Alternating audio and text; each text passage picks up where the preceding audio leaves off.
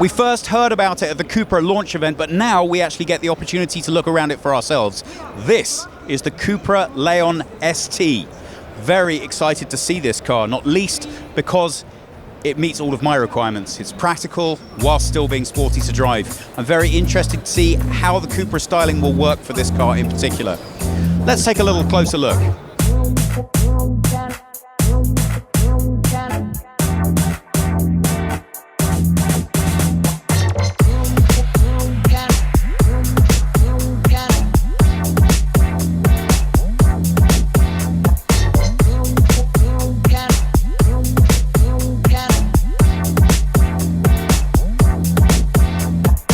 As with the other cars that we saw at the CUPRA's launch, you can see that there is a very clear intention to really bring this CUPRA styling in.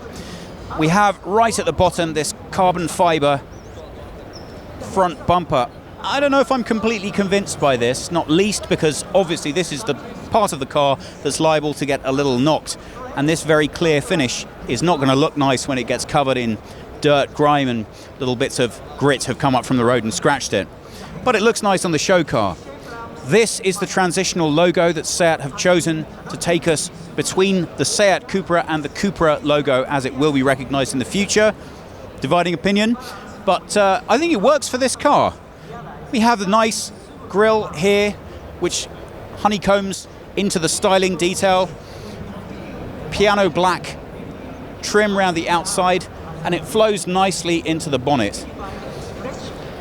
We can see the coloring echoed here around this, well, what would be an air intake, but yes, it is actually an air intake. So often you see those and they're fake. And I found the hard plastic at the top and I thought, oh, it's another fake one, but you can actually see it does go through, which is nice. We have the standard C of the CUPRA branding. You can see that in the lighting design and also here in the detail on this air intake. So I think they've done enough to say that this is a sporty version of the ST, but not too much to put you off. Maybe I'm not the biggest fan of that, but outside of that, I think it looks good. What do you think? Now we come through to the side of the car, and for me, this is where the car really starts working. Obviously, carbon fiber is something that divides people. Some people really like it, other people don't. If you don't, you're not going to be happy with these wing mirrors. They are very pronounced, but I think they match the styling of the car. This really is where you can see the CUPRA concept coming together. Look at these wheels. They make a really nice statement.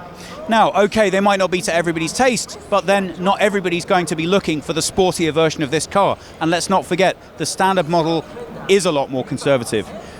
But if you're the kind of person who wants a CUPRA, you really are going to want the styling as well, I think. And these wheels combined with this detail here and the whole side of the car really does give you a sporty impression. And that's not necessarily an easy thing to achieve with an estate car. So again, I have to take my hat off to Seat a little bit there.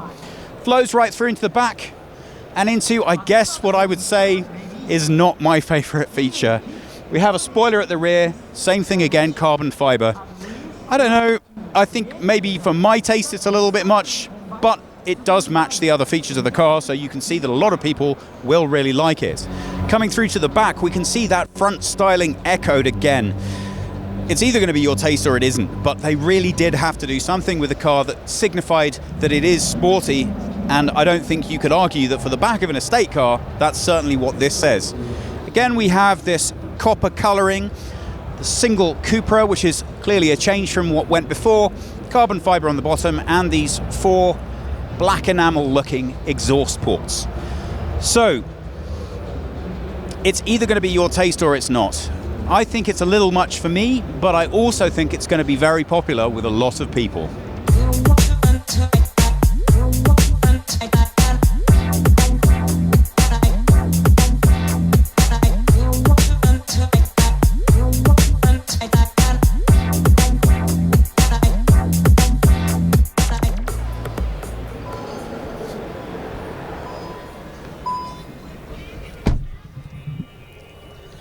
Okay, we just need to switch that off so that we don't have to worry about copyright on music. Now, I'm really, really happy to have the opportunity to try this car in particular, because with the new CUPRA styling and the new CUPRA branding, It's going to really divide people's opinions. Some people are going to love it. Some people, based on what we've read so far in our comments, are not so convinced yet. So I was very, very interested to see how this styling would be applied to what is essentially a family car. Yeah, okay, it's a bit more than a family car, but you know what I mean. And I have to tell you, I really think it's rather nice. It is understated, it's not overblown. We have these really nice details. This is actually plastic, but it's a carbon fiber look. And I think it works very well, because I don't want really for lots of people to get in this car who think, okay, this is a sporty car. It needs to be discreet enough that I can still drive around, you know, with family or friends or whatever. And I think it works. If you look at this detailing here, we know that the Cupra colour they're going with is copper, and they haven't overused it here. It's just used to pick out design elements. We have the Seat Cupra logo. I don't know if you've watched our Cupra clip, but we did talk how there was going to be a soft transition from the current logo through to the new Cupra branding, because they want to keep their customers on board with how they're developing the brand. So we have that transitional Cupra S on the steering wheel. We have these nice copper sections just marked out, and they really just accentuate the features without drawing your attention to it too much. I like that. I think it really works. We have nice Alcantara steering wheel. I don't know if I've seen one of those anytime recently. It feels nice. You do have to ask a question about how it's going to age. Obviously, you're going to have sweaty hands at some points when you're driving. I wonder if that's going to work well with this steering wheel. I don't know, but it's nice to see something a little different. The display is full digital, so nothing analog happening there. If we can switch this on, we can take a look. Again, it really is quite discreet. There's nothing too much there for me to get upset about. As far as the seats are concerned, I really like them. Now, maybe they're a little bit too sporty for your average day-to-day use. I feel pretty comfortably held here, and I'm not the biggest of people. I'm certainly not the smallest person either, but there doesn't feel like there's a whole lot of extra room. So if you are a larger person, I definitely would recommend that you want to try these seats out before buying the car. Driving position is good. I have plenty of headspace. I'm 5 feet 10 inches or 178 centimeters. I have more than enough room at my head here, and the cockpit feels pretty comfortable. Now, in terms of what we have on board, this being a show car, we don't have a huge amount of details on what this particular model is fitted out with. But if you're familiar with this car from the non-Cupra version, it really does give you the impression that it's that with just a little bit extra added. The only thing I'm not a huge fan of straight off the bat is obviously this piano black. But it's not too much of it. That's so popular in car design right now. None of us understand why, but this doesn't feature too much of it. Again, we have Alcantara on the gear selector, automatic gearbox, 4-wheel drive for this, and I think it's going to drive like a rocket. But for day-to-day use, very comfortable, very nicely laid out, very easy on both the eye and the use. So, I would say, well done, Seat. Key to any car success, if it's going to be an estate, is going to be comfort in the back. I have to be able to travel back here with enough space and enough comfort that I don't mind going on a bit of a trip. Now, let's start with the seats. I have to say I'm not completely convinced. As I mentioned when I was in the front, they really do hold you. And if you have a look at the detail on the seat in the back, although it looks really good, it is not the most comfortable seating experience. I would absolutely recommend you give it a try. I wouldn't say that it's bad, it's just lacking a little bit in comfort. It's very, very firm, and I don't have sufficient hold from these side panels to stop me rolling around if the car is being driven as a performance car. But at the same time, it's not quite comfortable enough if I'm driving around using it for everyday use. So, I don't know, but they're new, so maybe I need to give it a bit more of a try. I do like this divider in the center. That feels nice. It feels well made. And that's going to be quite a useful feature. Obviously, that just folds out of the way. We've got the standard split on the seats, and we have these anchor points for 2 child seats in the back. I like the back of these seats. This is hard plastic, no messing around, but that's nice and easy to keep clean. Being an estate car, you are likely to want to put some things in the back of here, you know, maybe even a dog. So it's good to see that this is easy to clean. Nice dark materials, nothing too fancy back here, but plenty of space. Look at my legs. I've got more than enough knee space there. And I think I can travel quite comfortably. It's discreet, it's spacious, it's nice. Absolutely no point having an estate unless you can fit plenty of things in it. So let's take a look and see what we have. Well, that's actually a pretty generous boot. We've got pretty decent space back here. We can see that we have the split on the rear seats. We can fold those down. We don't currently have a number for how much this holds, but if you have a look, they've actually gone to quite a lot of effort to make sure that, as with the standard model, we have a decent flat load space and load area. This shelf lifts up for what is the spare wheel well. Now, in this case, we have a subwoofer for the stereo system, but obviously you can put a spare tire in there, and as you can see, you have a whole extra level that you can drop down to if you want the increased load space. There's loads of space back here. It feels nice and spacious. We've got these 2 nice wells either side where we can put our shopping, and a pretty standard, straightforward privacy screen that comes over the top.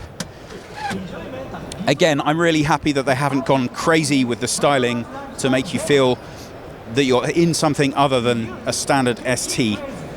I would feel perfectly comfortable putting things back here that maybe would make a bit of a mess, because it's still been designed to use for purpose rather than just for looks and driving, and I think that's a really nice touch.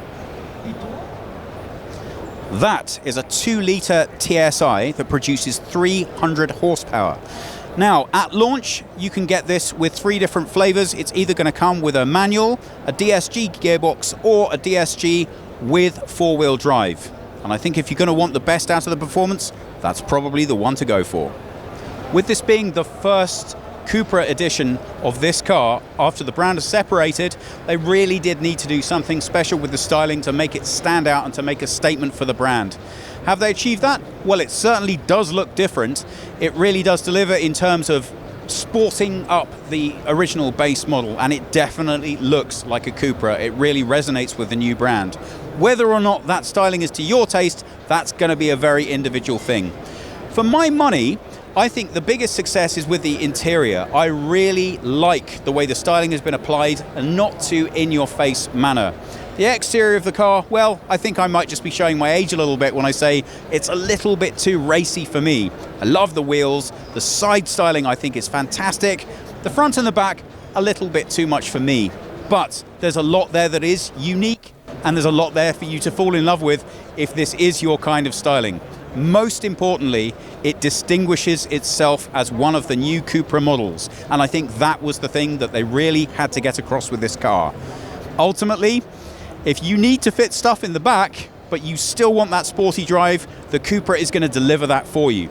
It's something that I really enjoy and I benefit from when I'm out driving a car, so I hope that it's going to drive as well as it looks. Can't wait to find out. Well, that was the CUPRA ST, but it isn't the only thing to get excited about at SEAT. If you're interested in electrification, you might be more than a little interested to learn that there is now the world's first fully electric touring car. We got the chance to have our first look at it last night. Let's take a look.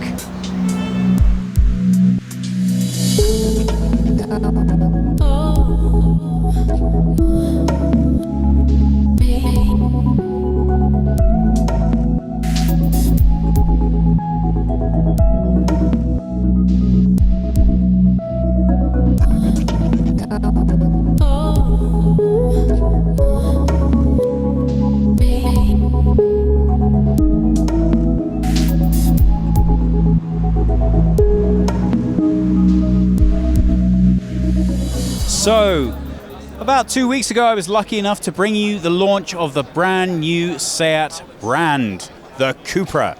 And I thought I'd seen everything that they had to offer. I mean, after all, they showed us their their sports car, and it was really rather exciting. If you haven't seen it, please check out the link. It's pretty good. I thought that's all they had for now, but look at this. If you thought that sports cars had to be powered by petrol, think again. This is Seat's e-Racer. So ordinarily where we would find fuel tanks in the back of this car, here we have batteries. Look at the size of those cables. There's an awful lot of power to be supplied to this thing, but it's all being distributed directly through what you can just about make out in the middle. Now, clearly, it would be the best fun in the world to be able to actually take this car out for a drive. Obviously, we can't do that at Geneva, but who knows for the future? Maybe if enough of you tell Thomas that he should drive this car, he might get the opportunity. Really, I'm very excited about the future of e-racing. Yeah, I know it doesn't have the sound, and you could argue that means it doesn't have the passion, but this is the future. And I'm really encouraged to see that Seat are pushing the boundary to establish where we can go with racing from here on in. So I'm somewhat reticent to do this interview because we have a time booked with you tomorrow morning, and I don't want to use up all of my questions now, but I'm in love with this car, so I have to know more about it. This is Seat's first electric race car? Absolutely, absolutely. We are quite successful with the internal combustion engine race car on the TCR. We have been for the last years over a winner also on the long endurance racing 24-hour race. We are very successful. And we said, what is the next level on racing? And the next level on racing definitely is the electric racing, which gives you totally new racing formats. Yeah, maybe you can go away from the racetracks, you can go also to more noise-sensible areas, you can go in stadium, whatever. And therefore we created this Leon this CUPRA e-Racer. This CUPRA e-Racer, my target was for the team to be faster than today's TCR cars, that's important. Faster than the TCR car, but sustains the normal race distance. And this car has a peak performance of 500 kilowatt, which is 680 horsepower, which gives you quite a nice acceleration. Yeah, it's nice. And but you have to manage the energy because that's just the peak performance. The maximum constant performance is 300 kilowatt, which is even more than 400 horsepower. And with this car, with that performance, the car is quite rapid on the racetrack. I think one interesting thing just to mention is, normally you know all that cars in that class, especially Leon, has front-wheel driven powertrain. Here we have a rear-wheel driven powertrain. Due to the weight distribution, we have more than 50% on the rear. And with that performance of 680 horsepower, with that weight distribution on the front will not work, but on the rear it will work fantastically. Well, I'm pretty sure you had me at faster. So, I love the car. I want to see it race. Is it actually going to be able to race? Where will it race? Absolutely. That car is not a show car. It's a race prototype. And we actually built two cars in order to make all the testing. That means starting in May, we will go on the track, we will test. And our target is by the end of the year, on the last TCR race, at least to have a car which is able to participate on a TCR race, but in front, not in the rear. Well, I'm very, very excited to watch what this car can do. And thank you so much for bringing it to us here today. And I'm looking forward to speaking to you again tomorrow. Okay, thank you. Thank you.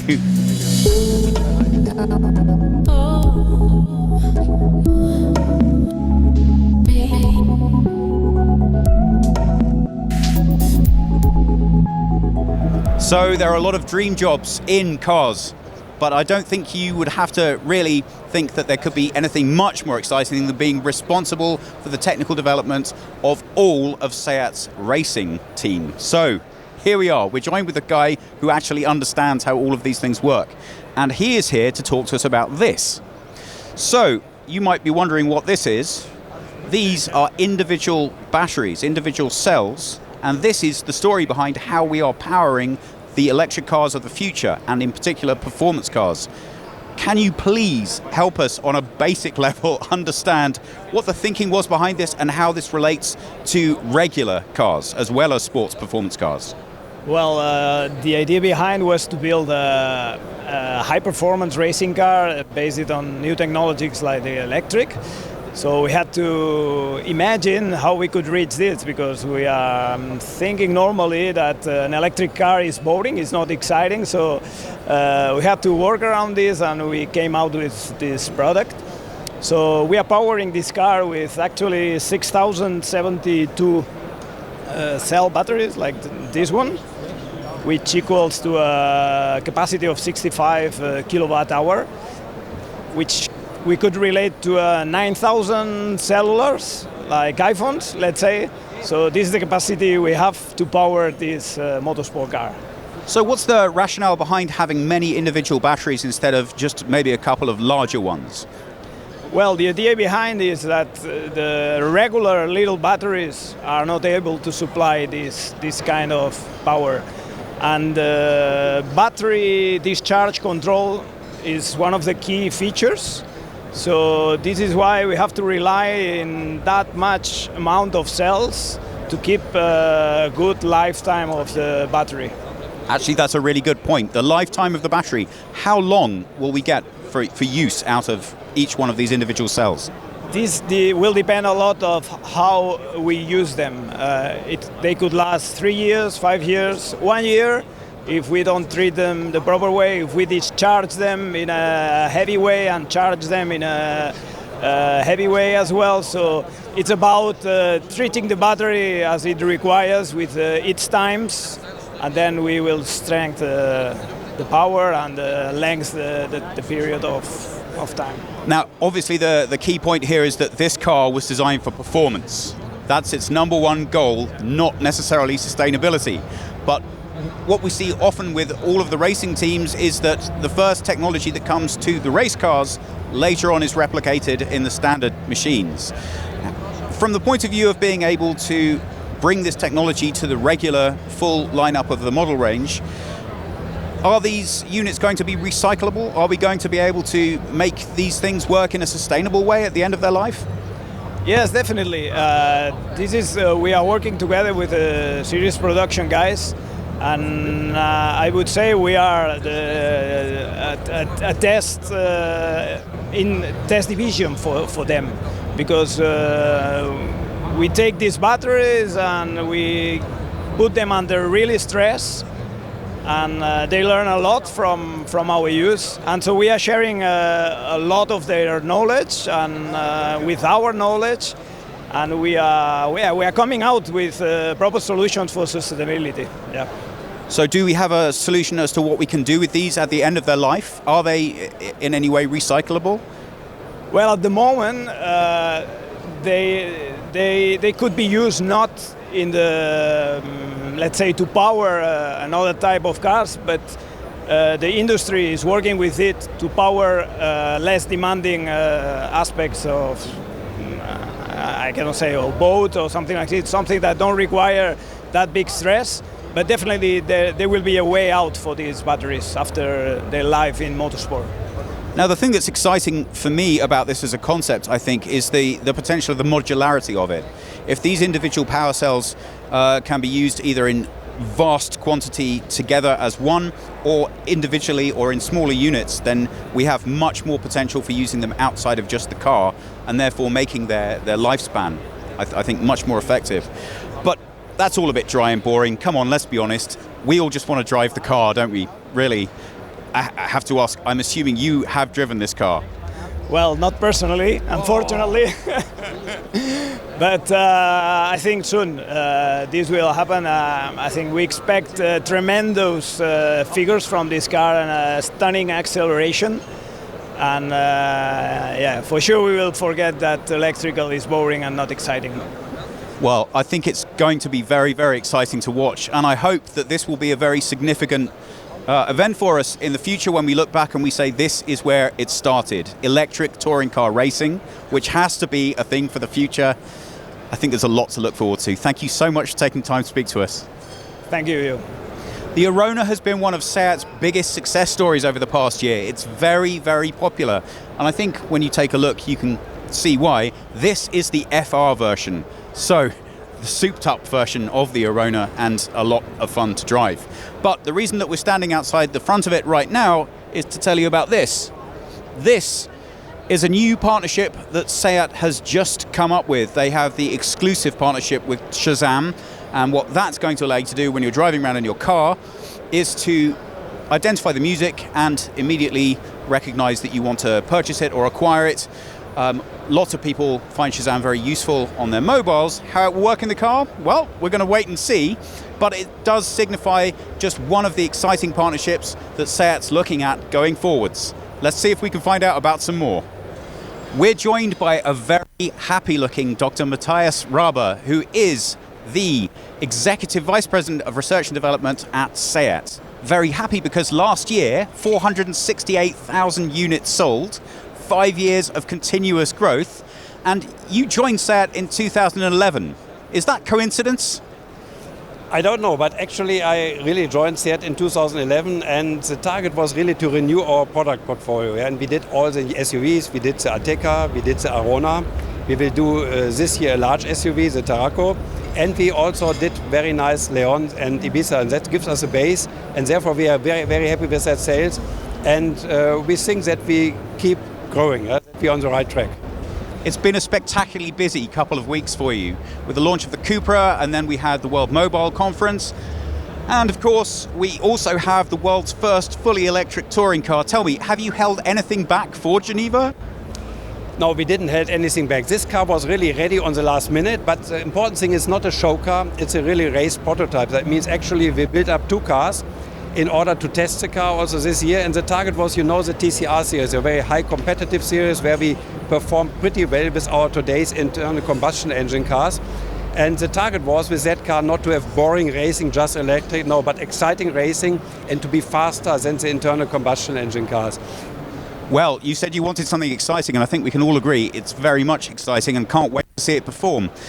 Now, obviously the big story is CUPRA and the separation of the brand, but a lot of our viewers are keen to know, does that mean that Seat's going to be taking a backseat, or do you also have exciting future plans? I think we have fantastic future plans. We have fantastic future plans on Seat and on CUPRA, and we will see a lot of new models within the next 3 years, really exciting models, all paying in on the CUPRA brand, and no, I'm really looking forward. So let's get it here on camera. We have fantastic growth over the last 5 years. Are we going to double again in the next 5? I don't know, and I don't want to speculate, but I think we will have all the nice products in order to make much more happen. That's a very good answer. So there you go, shareholders. Maybe, but not committing. So we talked a lot last night about the future of mobility. How do you see Seat approaching that? No, future for mobility, definitely. We are in the biggest disruption phase or disruptive phase of in the automobile world since ever. We will have electric mobility, we will have connected cars in the digital world, we will have autonomous driving and new mobility concept. And Seat takes it very serious, especially with our young customers. And I think we are engaged in every of that fields. And you will see that now today you see an electric race car. We will see very soon also electrified road cars, and we will see also plug-in hybrid versions. That means we come with, I think, very nice and exciting answers. But very important for Seat and for CUPRA, it has to be all the time fun to drive and really some excitement. Well, I think you've set the bar very high with this car, and I can't wait to see what comes next. Thank you so much for spending the time to talk to us, and we hope to see you again soon. Well, that just about wraps it up from us here at the Seat stand Geneva 2018. But before we go, have you ever wondered how you would blow an entire year's marketing budget on just one wall? Well, maybe CUPRA can give you an idea. Look at this. And I think this is a very fitting place for us to finish. Seat had a lot to achieve at this motor show this year. Why? Because they're splitting the CUPRA brand from Seat. A lot of people have questioned, is that really a good thing to do? Why? Will it result in any changes? They really had to come out and make a big, bold statement with CUPRA and say, yes, this is a unique, special brand that stands alone all by itself. And I think they have achieved that. I'm really encouraged to see the way that the brand is being applied to more different types of cars, like the ST Estate. We can see that the styling can work convincingly, it is unique, and it is going to be something different moving forwards. There's always lots to look forward to, and there's lots of things coming up in Seat's future that we're particularly excited to be test driving. Really like the look of that fully electric touring car. Don't know if we're going to get the chance to try it, but you never know.